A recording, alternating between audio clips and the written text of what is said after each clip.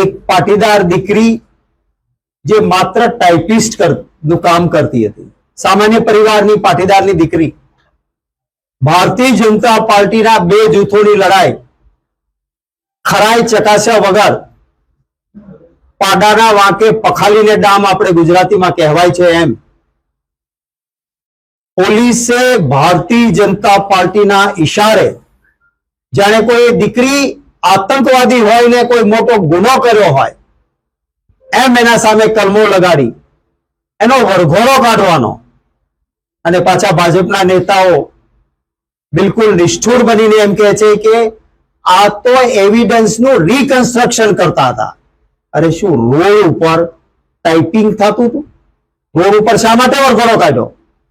Reconstruction રૂમમાં બેસીને type થતા હોય એનું રિકન્સ્ટ્રક્શન શું કરવાનું હોય? અરે મેં હાઈકોર્ટમાં પ્રેક્ટિસ કરી છે, મેં LLM કર્યું છે. આવા સામાન્ય ગુનામાં રિકન્સ્ટ્રક્શન હોય જ નહીં.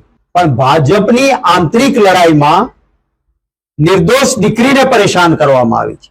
કરે નહીં આ ભાજપવાળા વરઘોડા કાઢે. મોટા મોટા ગુના કરનારા લોકો, નીટની પરીક્ષાનું પેપર ફોડનાર એ ભારતીય જનતા પાર્ટીના નેતાઓનો મળતિયો માણસ જેને ઇલેક્ટોરલ બોન્ડથી પૈસા આપ્યા હતા એ પકડાયો. કાઢ્યો એનો વરઘોડો, ભાંગ્યા એના ટાંટિયા, ગયું બુલડોઝર એના ઘરે.